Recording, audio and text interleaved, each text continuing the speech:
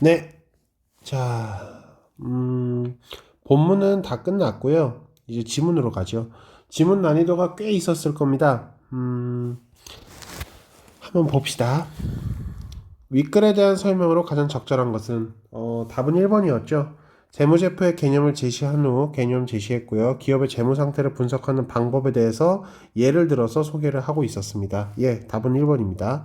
재무제표, 자, 다른 선택지를 한번 보죠. 재무제표를 작성하기 위한 회계 원칙을 밝히고, 회계 원칙? 예, 잘 모르겠습니다. 재무비율 분석에 관한 한계점을 드러내고 있다. 예, 한계점을 드러내고 있는 것은 아니었죠. 그래서 틀렸습니다. 듀퐁사가 ROE 분해를 창안한 과정, 창안했다까지는 이야기를 하고 있는데요. 창안한 과정이 어떠했는지는 이야기하고 있지 않습니다. 제시하고 이를 통해 재무비율 분석의 의의를 고찰하고 있다? 아닙니다.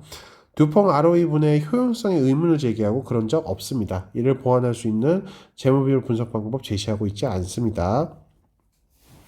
재무제표를 투자의 방식에 따라 유형별로 분류하고 그런 거 없습니다. 기업의 가치를 평가하는 기준의 변화에 대해서 설명하고 있다. 그런 거 없습니다. 16번은 크게 어렵지 않았을 거예요. 17번으로 가죠. 윗글의 내용과 일치하지 않는 것은 자, 1번 재무제표를 보면 기업의 재무 상태와 경영 성과에 대한 정보를 얻을 수 있다. 이거를 여러분들한테 말로 그냥 하고서 넘어갈까 아니면 어떻게 할까 좀 고민을 했는데요.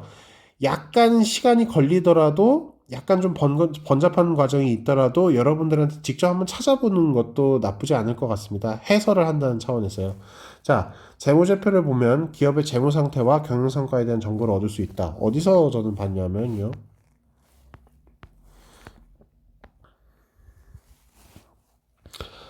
재무제표는 기업의 경영에 따른 재무 상태를 파악하기 위해 회계 원칙에 따라 간단하게 표시하는 재무공사. 아, 여기 있군요. 이를 위해서는 재무제표를 바탕으로 기업의 재무 상태와 경영평가를 평가할 수 있는 재무비율 분석이 필수적이다. 이 부분을 근거로 해가지고서 아까 1번 선택지가 맞는 선택지다라고 이야기할 수 있을 것 같습니다. 자, 2번 선택지로 갑시다. 기업의 포괄손익 계산서를 활용하면 그 기업의 매출액 순이익률을 파악할 수 있다라고 얘기하고 있네요.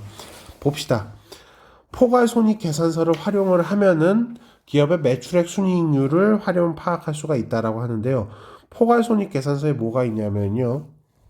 아니, 거꾸로 가죠. 오이? 자, 됐네요. 자, 매출액 순이익률은요.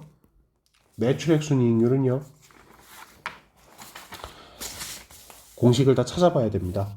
그래서 요거를 이제 어, 어, 왜 이러죠?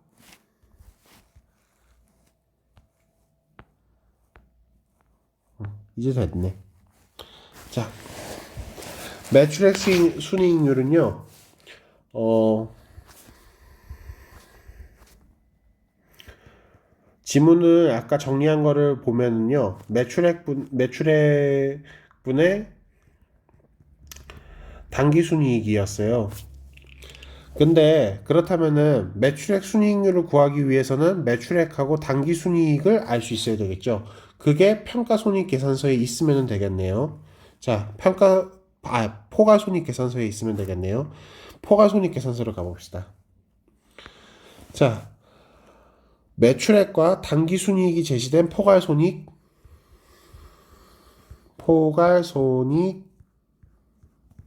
계산서를 활용할 수 있다라고 얘기를 하고 있죠.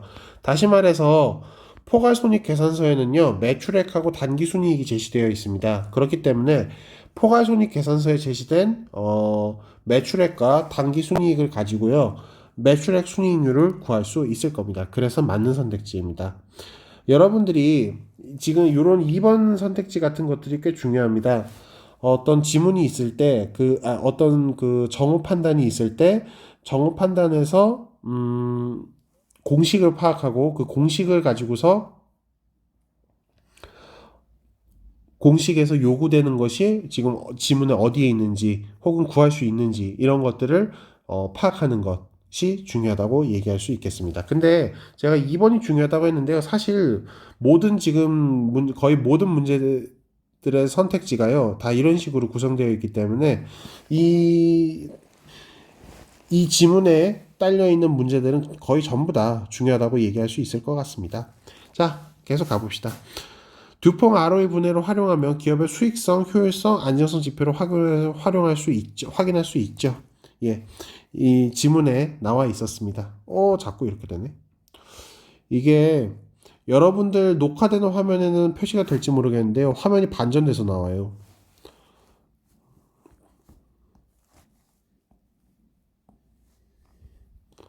자, 예.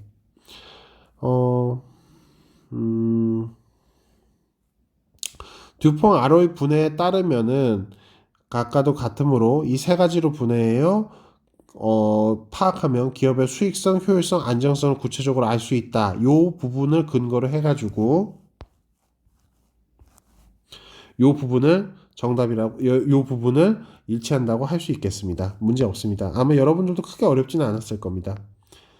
자, 기업의 당기 순이익을 매출액으로 나누어 보면 그 기업의 안정성 지표를 알 수 있다라고 얘기를 하고 있는데요. 한번 봅시다.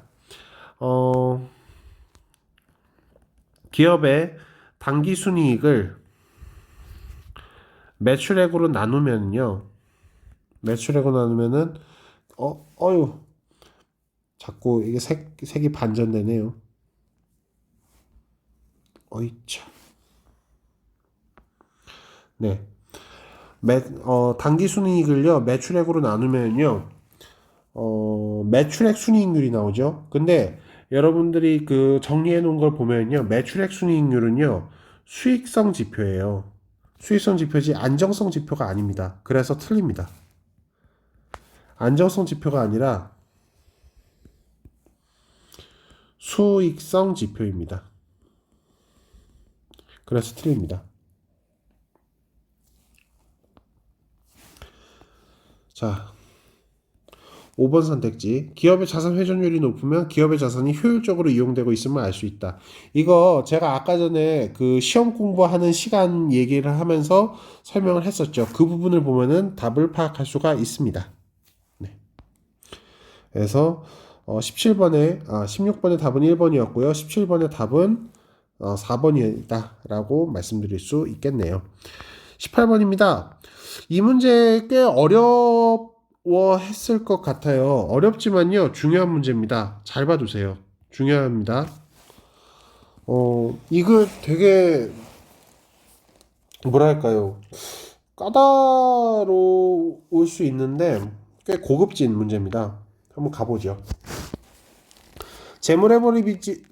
발음 참 어렵네요. 재무 레버리지에 대한 이해로 가장 적절한 것은? 이라고 얘기하고 있습니다. 근데 갑자기 부채 얘기가 나오죠. 부채가 일정할 경우 평균 총자산이 증가하면 재무 레버리지가 높아진다. 자, 이걸 어떻게 구할 것인가가 문제됩니다. 어떻게 구할 것인가? 그거는 아까 전에 여러분들이 이제 그 써놓은 공식들을 조합해서 구해야 합니다. 자, 일단 재무 레버리지부터 보죠. 발음 되게 어렵네요. 재무 레버리지. 재무 레버리지.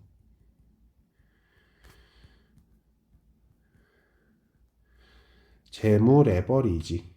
재무 레버리지. 재무 레버리지는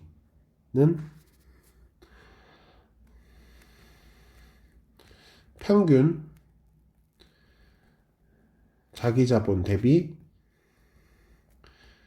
평균 총자산이라고 되어 있습니다. 그리고 한편 우리가 초반에 이런 얘기도 했었죠. 자본은요 자산 마이너스 부채입니다. 태블릿에 먼지가 자꾸 먼지가 자꾸 왔네요.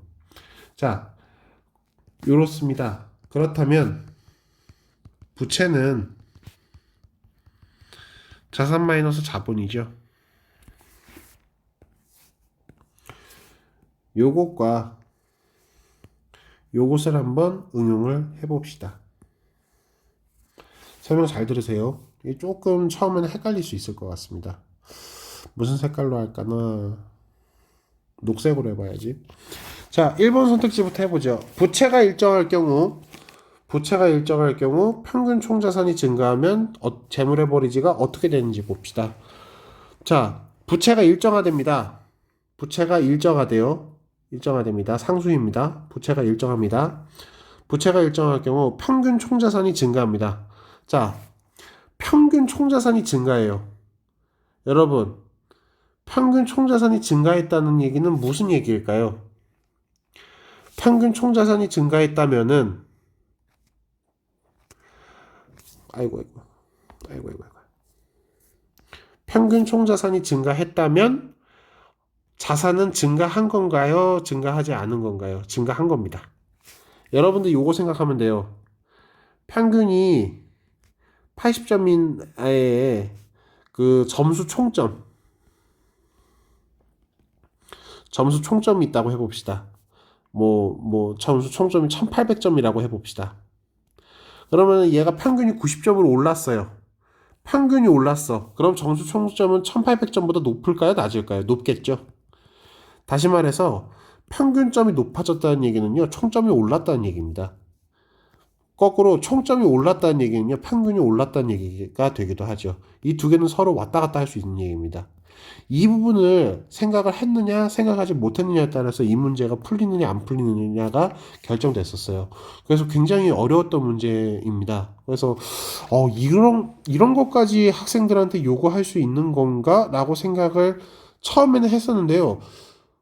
거꾸로 생각해보니까 이거 이제 학생들한테 몇 번 물어봤거든요. 물어봤는데 이거, 그냥 원래 당연히 이런 거 아닌가요? 라면서 상식적으로 알고 있었던 친구들도 있었고, 뭐 풀다 보니까 풀리던데요. 이렇게 반응하는 친구들도 있었더라고요.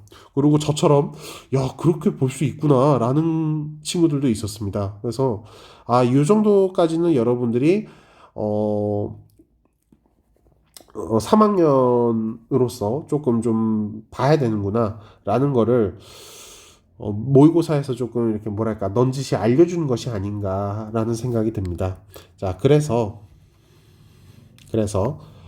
다시 본론으로 가면요. 평균 총 자산이 증가했다는 거는요. 요 자산이 증가했다는 것을 의미합니다. 자, 부채는 가만히 있어요. 부채는 변동이 없는데 자산이 증가했습니다. 자, 그렇다면 자본은 어떻게 된 걸까요? 자본이 줄어들었다는 얘기죠. 자본이 줄어들었습니다. 자, 그렇다면은 재물 에버리지가 어떻게 됐는지 한번 보죠. 자, 평균 자기 자본, 자, 자본이 줄어들었어요. 자본이 줄어들었기 때문에 평균 자기 자본은 줄어들었을 겁니다. 근데, 자산이 늘어났기 때문에 평균 총 자산은 늘어났을 거예요. 자, 어떤 분수가 있는데, 분모는 그 숫자가 작아지고, 분자는 숫자가 커졌어요. 그러면은, 이 값은요, 커집니까? 작아집니까? 커집니다. 커져요. 이게 혹시 이게 직관적으로 이해가 안 되는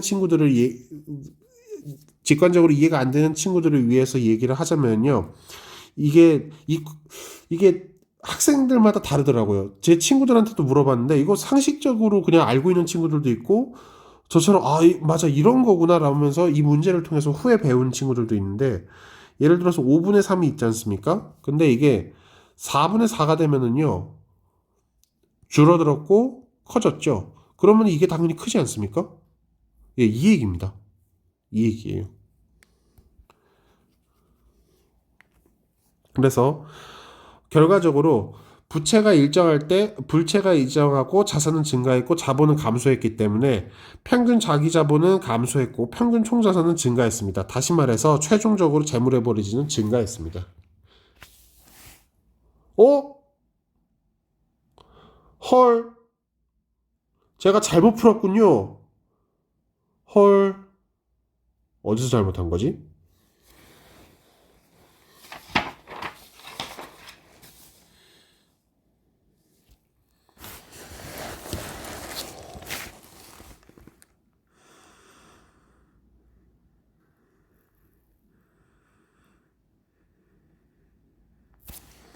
다시 풀어봐야죠, 뭐. 부채가 일정할 경우 평균 총 자산이 증가하면 재물의 버리지가 높아진다.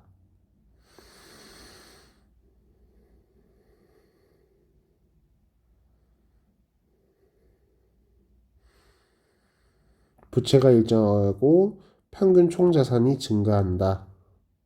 증가했으니까 헐 잘못 말했네요. 여기서 어쩐지 이상하다 했어요. 아이고 어쩐지 이렇게 하면 안 되는데 여기서 자본이 앞에가 플러스로 연결된 게 아니라 마이너스로 연결되어 있잖아요. 그러면은 자산이 증가했을 때 자본도 같이 증가를 해야죠. 예, 그래서 어, 야, 이거 NG인데 다시 찍어야겠다.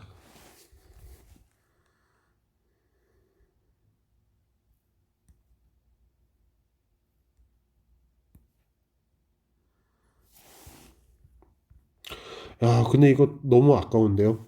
그냥 가겠습니다.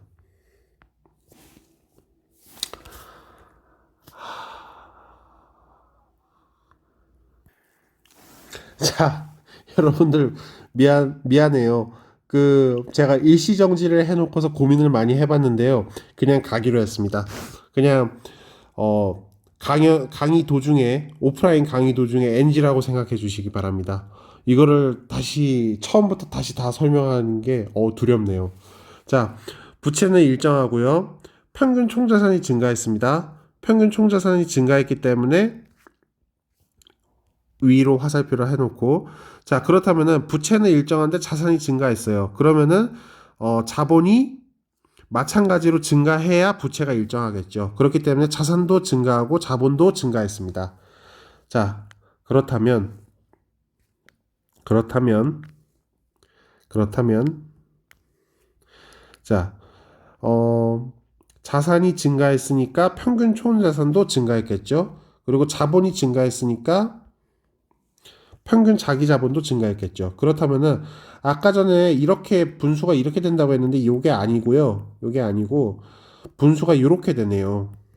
분수가 이렇게 되네요. 그러니까 이럴 경우에는요. 재물 레버리지가 그러니까 분수 값이요. 증가했는지 어쨌는지 모릅니다. 이때는 알 수가 없습니다. 그래서 재물 레버리지가 높아졌는지 높아진다라고 얘기할 수가 없어요. 알 수 없다가 정답입니다.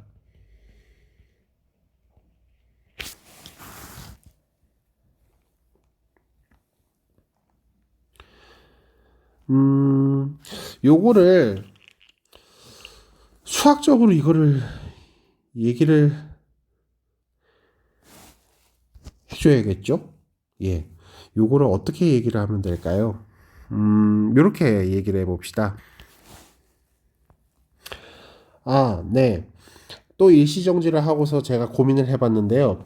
이거 일일이 숫자를 이용해가지고서 얘기를 하지를 않고요.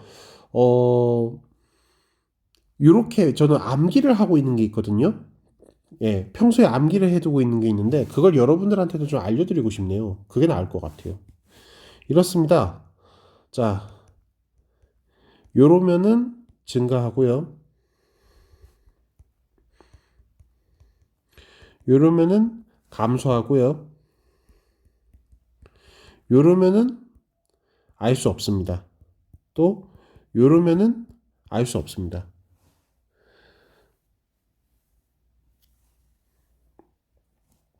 요거를 암기해 두시면 편합니다.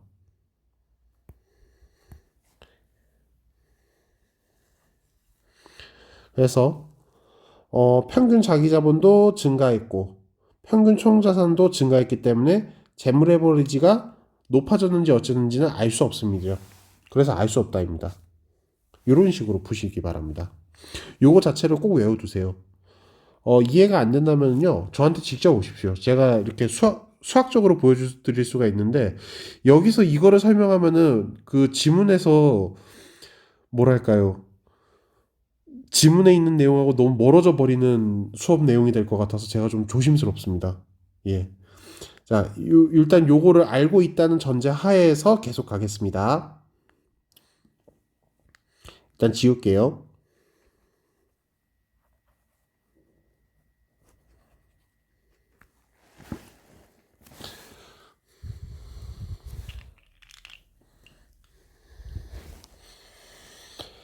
자, 녹색으로 가야지.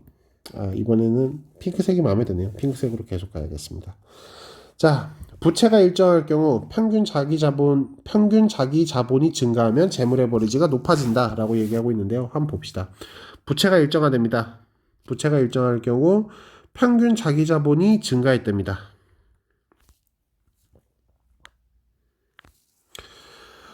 부채가 일정할 경우 평균 자기 자본이 증가했대요. 평균이 증가했다? 그렇다면은 총점도 증가했다. 그래서 자본은 증가했다고 얘기할 수 있겠죠. 자, 부채가 일정한데 자본은 증가했습니다. 그렇다면은 자산도 증가했다는 얘기겠죠. 자, 그렇다면은 자산도 증가했다는 얘기겠죠. 자, 그렇다면은 재물의 버리지가 높아진다? 라고 얘기할 수 없습니다. 알 수 없습니다. 알 수 없다입니다.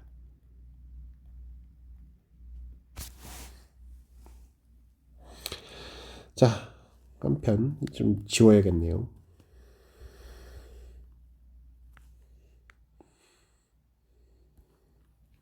깨끗하게 써야겠다.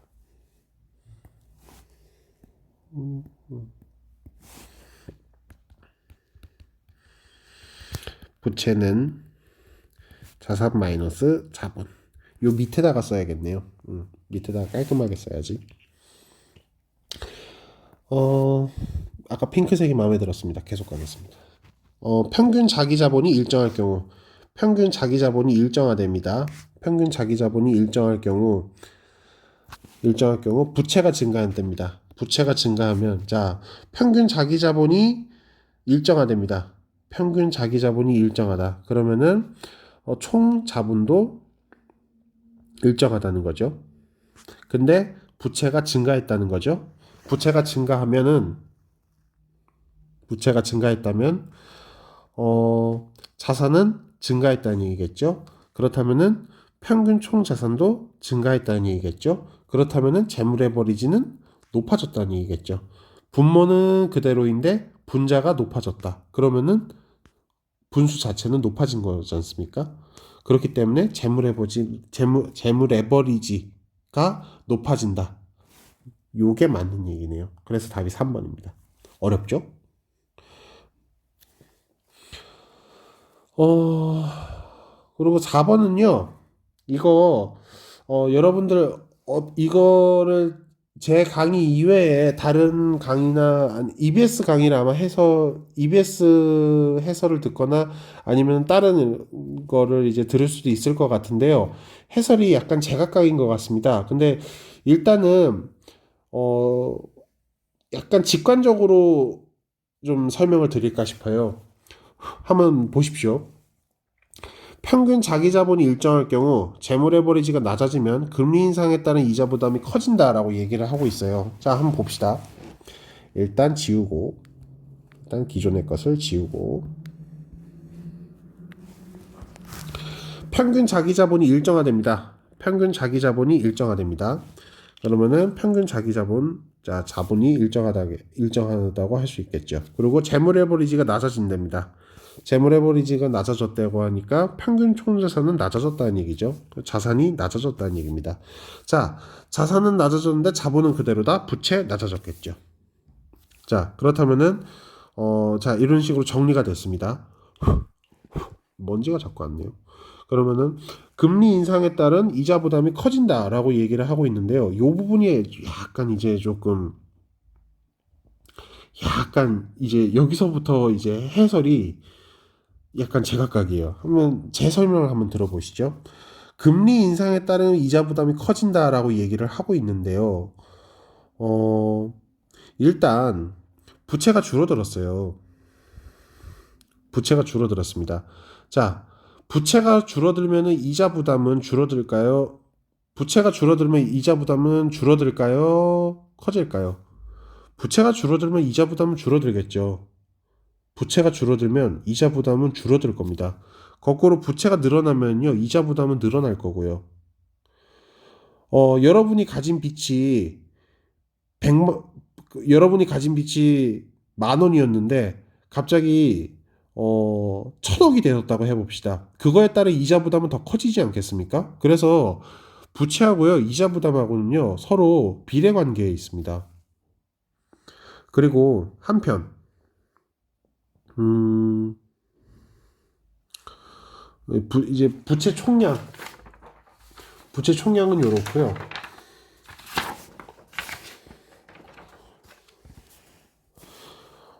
금리가 이 부분이 이제 약간 좀 직관적인 부분이에요. 여기서부터가 본격적으로 금리가 높아지면은 이자 부담이 커지죠. 금리가 낮아지면 이자 부담이 낮아집니다. 그냥 좀 직관적인 부분이죠. 이거 비례한다고 볼 수 있겠습니다. 그래서 요걸 조합하면요. 부채 총량하고 부채 곱하기 금리를 해가지고서 이자 부담이 이제 글씨가 안 이쁘군요. 이쁘게 써야지. 이자 부담이 발생하는데요. 얼추 비례한다고 얘기를 할 수가 있을 겁니다. 근데 이제 요 부분은 이제 요러한 상태에서 이것들을 한번 보죠. 부채는 감소했습니다. 근데 금리 인상에 따른 이자 부담을 얘기하고 있으니까 금리는 올랐죠. 그렇다면 변수가 일단 두 개가 있는데 그 중에서 하나는 내렸고 하나는 올랐다. 그러면 이자 부담이 올랐는지 내렸는지는 알 수가 없죠. 그렇기 때문에 이자 부담이 커진다라고 얘기할 수가 없는 겁니다. 알 수 없답니다. 이거를 그 2019학년도 7월 모의고사 해설지를 그 인천교육청에서 나온 해설지를 보면요. 뭐 재물 에버리지가 뭐 높아지는 것에 대해서 지문하고 연계를 지어서 얘기를 하는데요. 이거는 조금 자칫 위험한 설명이 될 수 있지 않을까 싶어가지고서 오히려 그 부분이 조심스럽습니다. 그래서 저는 일단은 어 금리 인상에 따른 이자 부담이라고 했을 때 이자 부담이라고 하는 것을 결정짓는 변수로서 부채와 금리가 있다고 보고 그 부채는 이자 부담에 대해서 비례 관계에 있고 금리 역시 이자 부담에 대해서 비례 관계가 있다라고 하는 것을 도출해낸 다음에 부채 곱하기 금리가 이자 부담에 대해서 비례 관계에 있다. 얼추 비례 관계에 있다라는 공식을 하나를 일단 도출을 해 놓고 그 다음에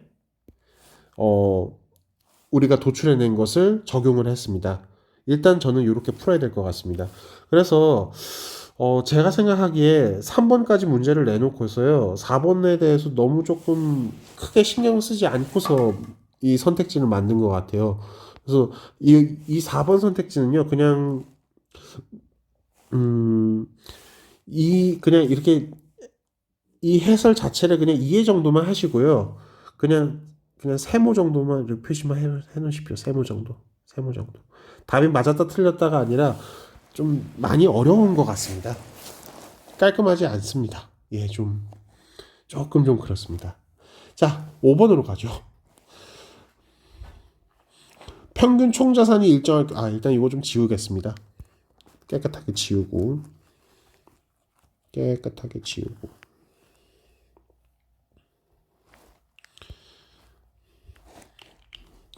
평균 총자산이 일정할 경우 평균 자기자본이 증가하면 재물 에버리지가 높아진다라고 얘기하고 있습니다. 보죠. 평균 총자산이 일정할 경우 평균 자기자본이 증가하면 재물 에버리지는 낮아지겠죠. 이건 또 너무 험하게 풀리네요. 네.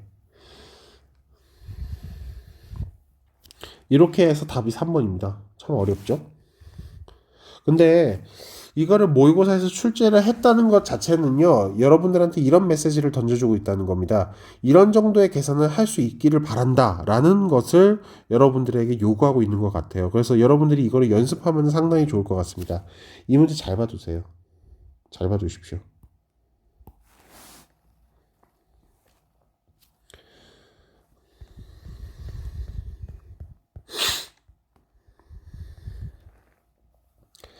그리고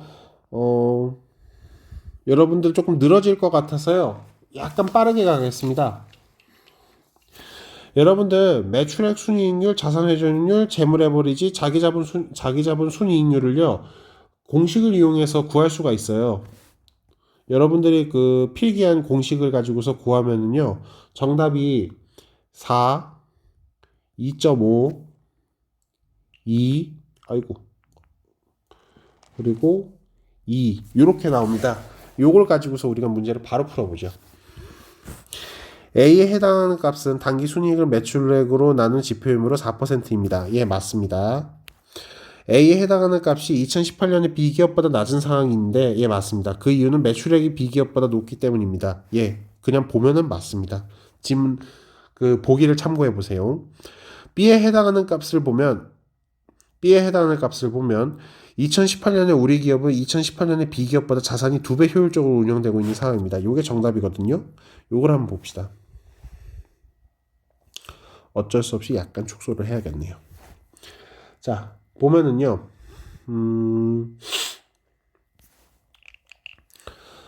지금 얼마나 효율적인가 여부를 따지고 있어요. 효율성 여부를 따질 때는요, 자산 회전율을 봅니다. 자산 회전율을 봐야 됩니다.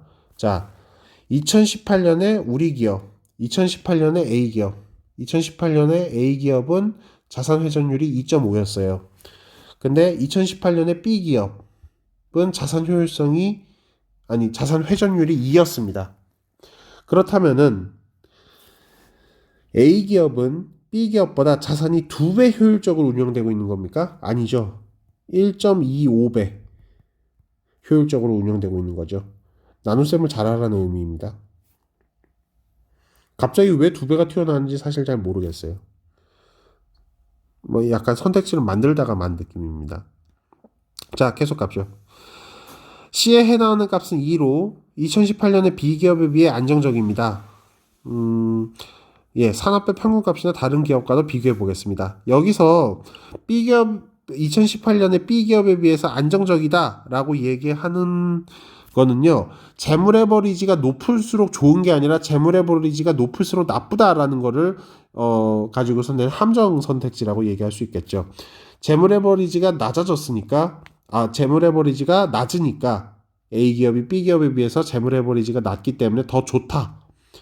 B기업에 비해서 더 안정적이다라고 얘기를 할 수 있는 겁니다. 맞는 선택지입니다. 2018년 재무제표를 보니 우리 기업의 D에 해당하는 값은 2017년의 B기업과 같군요. 예, 그렇습니다. 직접 구해보시면 되겠습니다.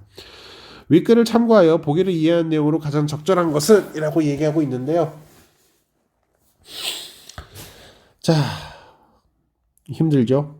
빠르게 끝내드릴게요. 2018년에 B기업은 2017년에 비해 매출액에서 매출 원가 및 기타 비용을 전부 차감한 금액이 감소하였다. 말이 참 길죠? 매출액에서 매출 원가 및 기타 비용을 전부 차감한 금액은 당기순이익입니다. 지문을 찾아보세요. 당기순이익이고요. 이거를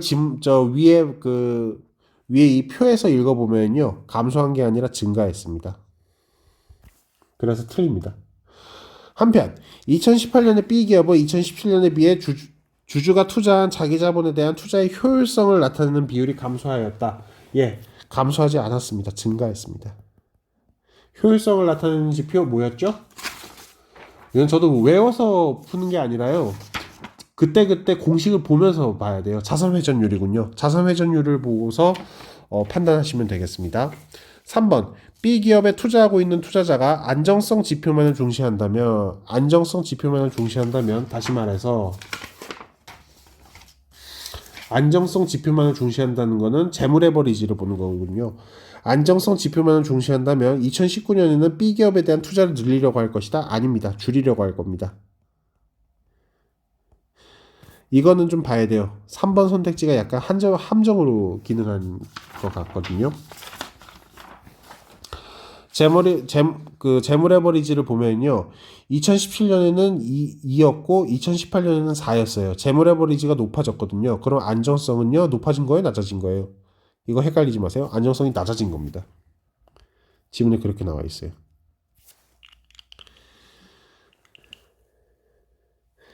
그렇기 때문에 안정성이 낮아질 거기 때문에 B기업에 대한 투자를 최소한 늘리려고는 하지 않을 겁니다. 늘리지 않고 줄이려고 하거나 유지하려고 하겠죠. 늘리려고 하지 않을 겁니다. 답은 4번입니다. B 기업에 투자하고 있는 투자자가 수익성 지표만을 중시한다면 수익성 지표만을 중시한다고 하는데 수익성 지표에 해당하는 것은 매출액 순이익률이군요.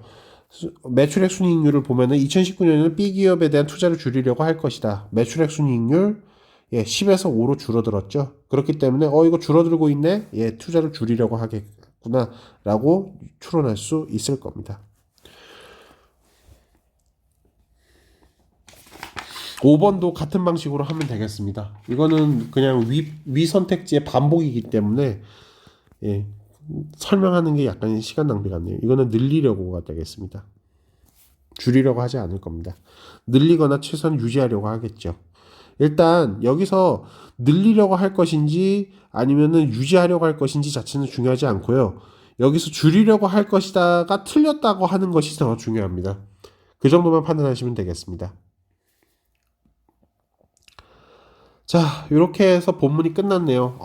꽤 길게 나왔습니다. 여러분들 최대한 피곤하지 않게 하려고 했는데요. 조금 길었던 것 같네요. 이 부분 열심히 공부하시고요. 모르는 거 있으면은 저한테 와서 질문해 주시면 되겠습니다. 고생 많으셨습니다.